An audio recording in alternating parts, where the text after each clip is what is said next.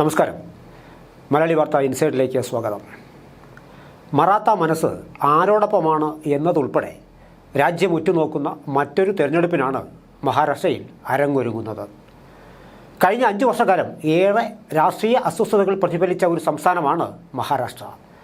സംസ്ഥാനത്തെ ഏറ്റവും പ്രബലമായ രാഷ്ട്രീയ പ്രസ്ഥാനങ്ങളായ ശിവസേനയിലും NCPയിലും സംഭവിച്ച പിളർപ്പുകളുടെയും അതേ തുടർന്നുണ്ടായ ചേരിതിരിഞ്ഞുള്ള പോരാട്ടങ്ങളുടെയും വിലയിരുത്തലാണ് ഇക്കുറി നിയമസഭാ പോരാട്ടത്തിലൂടെ തെളിയാൻ പോകുന്നത്. ഭരണപക്ഷമായ മഹായുതി സഖ്യവും മഹാവികാസ് അഘാഡി എന്ന പ്രതിപക്ഷ സഖ്യവും തമ്മിൽ നേരിട്ടുള്ള മത്സരമാണ് മഹാരാഷ്ട്രയിൽ അരങ്ങേറുന്നത്. കുറച്ച് ചരിത്രം പറഞ്ഞ ശേഷം ഇപ്രാവശ്യത്തെ തിരഞ്ഞെടുപ്പിലേക്ക് വരാം. 2019 ലോക്സഭാ തെരഞ്ഞെടുപ്പിൽ BJPയും ശിവസേനയും ഉൾപ്പെടുന്ന മഹായുതി സഖ്യം 41 സീറ്റുകളാണ് നേടിയത്. കോൺഗ്രസ് ഉൾപ്പെടുന്ന മറുപക്ഷത്തിന് 5 സീറ്റുകൾ മാത്രമാണ് അന്ന് ലഭിച്ചത്. എന്നാൽ 2024 ആകുമ്പോഴേക്കും ശിവസേനയും NCPയും പിളർന്നു കഴിഞ്ഞിരുന്നു. 24 തെരഞ്ഞെടുപ്പിൽ മഹാവികാസ് അഘാഡി സഖ്യത്തിന് 41-ൽ 38 സീറ്റുകളാണ് ലഭിച്ചത്. NCPയുടെയും ശിവസേനയുടെയും ഔദ്യോഗിക പിന്തുടർച്ചാ അവകാശം ലഭിച്ചവർ നിൽക്കുമ്പോഴായിരുന്നു ഇത്. യഥാർത്ഥത്തിൽ വലിയ തിരിച്ചടിയാണ് മഹായുതി സഖ്യത്തിന് നേരിടേണ്ടി വന്നത്. BJP തിരഞ്ഞെടുപ്പ് കമ്മീഷന്റെ ഔദ്യോഗിക അംഗീകാരം ലഭിച്ച ശിവസേന ഷിൻഡെ വിഭാഗം, ഔദ്യോഗിക NCP ആയ അജിത് പവാർ വിഭാഗം എന്നിവർ ഒരുമിച്ചുള്ള സഖ്യമാണ് മഹായുതി. മഹാവികാസ് അഘാഡിയിൽ കോൺഗ്രസ്, ശരത് പവാറിൻ്റെ NCP, ഉദ്ധവ് താക്കറെയുടെ ശിവസേന എന്നിവർക്കൊപ്പം അസദുദ്ദീൻ ഒവൈസിയുടെ പാർട്ടിയും ഡോക്ടർ BR അംബേദ്കറുടെ കൊച്ചുമകൻ്റെ വഞ്ചിത് ബഹുവചൻ അഘാഡിയും ഉൾപ്പെടെ മറ്റ് ചെറു സംഘടനകളും മത്സരരംഗത്ത് സജീവമാണ്. ഇനി കഴിഞ്ഞ 2 നിയമസഭാ പോരാട്ടങ്ങൾ നോക്കിയാൽ എന്താണ് എന്ന് കാണാം. 2019 നിയമസഭാ തെരഞ്ഞെടുപ്പിൽ ആകെയുള്ള 288 സീറ്റുകളിൽ BJP നേടിയ 105, ശിവസേനയുടെ 56 എന്നിങ്ങനെ 161 സീറ്റുകളാണ് NDA സഖ്യത്തിന് ലഭിച്ചത്. മറുഭാഗത്ത് കോൺഗ്രസിനും NCPക്കും ലഭിച്ചത് 96 സീറ്റുകളും. തുടർന്നായിരുന്നു മുഖ്യമന്ത്രി സ്ഥാനത്തെ ചൊല്ലിയുള്ള തർക്കങ്ങൾ ആരംഭിച്ചത്. മുഖ്യമന്ത്രി പദം എന്ന ഉദ്ധവ് താക്കറയുടെ ആവശ്യത്തിന് ദേവേന്ദ്ര ഫട്നാവിസ് വഴങ്ങിയില്ല. ദേവേന്ദ്ര ഫട്നാവിസ് മുഖ്യമന്ത്രിയും അജിത് പവാർ ഉപമുഖ്യമന്ത്രിയുമായി സത്യപ്രതിജ്ഞ ചെയ്തെങ്കിലും സ്വന്തം പക്ഷത്തു നിന്ന് അജിത് പവാറിന് കാര്യമായ പിന്തുണ പോലും ലഭിച്ചിരുന്നില്ല. പിന്നീടായിരുന്നു ഉദ്ധവ് താക്കറയുടെ രാഷ്ട്രീയ കൂടുമാറ്റം. NDAയുടെ തുടക്കകാലം മുതൽ ഉണ്ടായിരുന്ന പാർട്ടിയായ ശിവസേനയുടെ മുന്നണി മാറ്റത്തെ തുടർന്നാണ് മഹാവികാസ് അഘാഡി രൂപം കൊള്ളുന്നത്. ചെറു പാർട്ടികൾ ഉൾപ്പെടെ 169 പേരുടെ പിന്തുണ ഉറപ്പായതോടെ മഹാവികാസ് അഘാഡി ഭരണത്തിലെത്തുകയും ചെയ്തു. ശിവസേനയിൽ നിന്ന് മനോഹർ ജോഷിയും നാരായണ റാണയും മുമ്പ് മുഖ്യമന്ത്രിമാരായിരുന്നുവെങ്കിലും താക്കറെ കുടുംബത്തിൽ നിന്ന് ഒരാൾ ആദ്യമായി മുഖ്യമന്ത്രിയാകുന്നത് ഉദ്ധവ് താക്കറയുടെ രൂപത്തിലായിരുന്നു. 1989 ആരംഭിച്ച BJP ശിവസേന സഖ്യത്തിൽ വിള്ളലുണ്ടായത് BJPയിൽ വലിയ ഞെട്ടലാണ് ഉണ്ടാക്കിയത്. തുടർന്ന് 2022 ശിവസേനയെ പിളർത്തിക്കൊണ്ട് BJP ഇതിന് പകരം വീട്ടിയത്. ഉദ്ധവ് താക്കറെയുമായി തെറ്റിപ്പിരിഞ്ഞ് ഏതാണ്ട് 3/4 ഭാഗത്തോളം MLAയുമായാണ് ഷിൻഡെ വിഭാഗം അന്ന് NDA പക്ഷത്തെത്തിയത്. കേവലം 13 പേർ മാത്രമാണ് അന്ന് ഉദ്ധവ് താക്കറയ്ക്കൊപ്പം നിലകൊണ്ടത്. മാത്രമല്ല, ശരത് പവാറിൻ്റെ അനന്തരവനായ അജിത് പവാറിൻ്റെ നേതൃത്വത്തിൽ NCPയെ പിളർത്തുകയും ചെയ്തു. ഉപകാരസ്മരണ എന്നോണം ഫട്നാവിസിനെ മാറ്റി ഏകനാഥ് ഷിൻഡെ മുഖ്യമന്ത്രിയാകുന്ന കാഴ്ചയാണ് പിന്നീട് കണ്ടത്. ആ സഖ്യമാണ് ഇപ്പോൾ മത്സരിക്കുന്നത്. അന്ന് ഏകനാഥ് ഷിൻഡെയെ മുഖ്യമന്ത്രിയാക്കുന്ന വിവരം പ്രഖ്യാപിച്ചത് 5 വർഷക്കാലം മുഖ്യമന്ത്രിയായിരുന്ന ദേവേന്ദ്ര ഫട്നാവിസാണ്. മാത്രമല്ല, ഷിൻഡെയ്ക്ക് കീഴിൽ അദ്ദേഹം ഉപമുഖ്യമന്ത്രി സ്ഥാനം ഏറ്റെടുക്കുക കൂടി ചെയ്തു.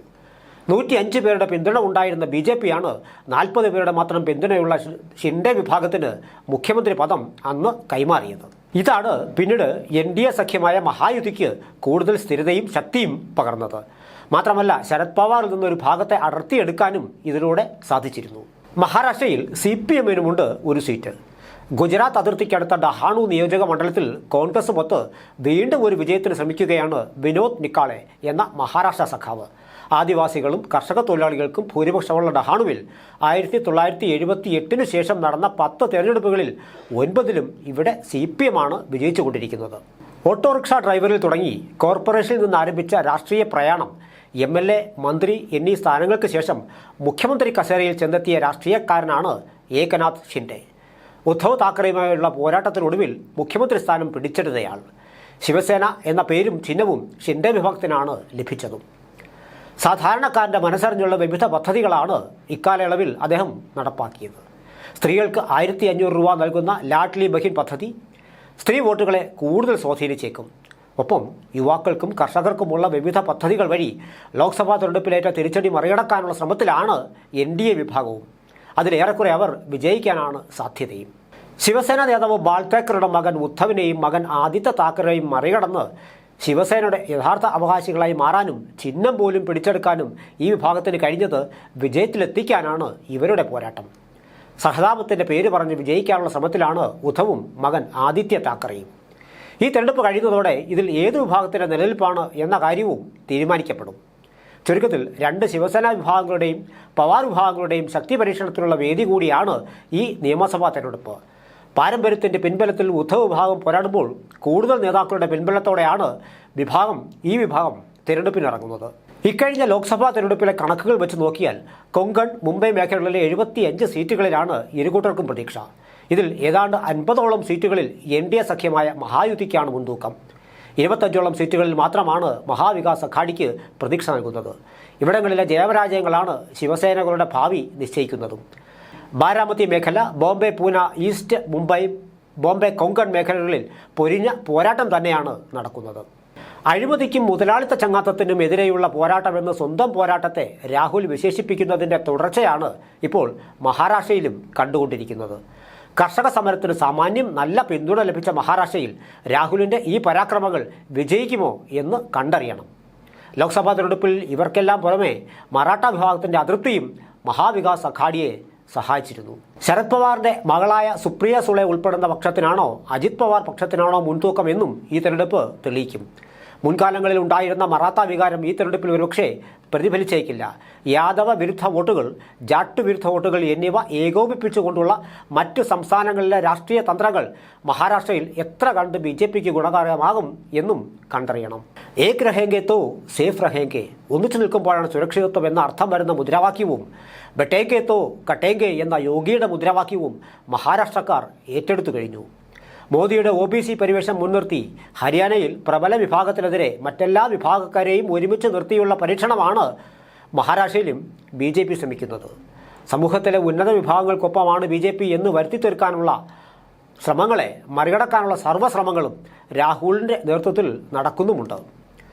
സംവിധാൻ, ഫയൽവാൻ, കിസാൻ, ജവാൻ, അതായത് ഭരണഘടന, ഗുസ്തിക്കാർ, കൃഷിക്കാർ, അഗ്നിവീർ എന്നീ കോൺഗ്രസ് മുദ്രാവാക്യങ്ങളെ മറികടന്നുള്ള ഹരിയാനയിലെ BJP വിജയം മഹാരാഷ്ട്രയിലും ആവർത്തിച്ചേക്കാം.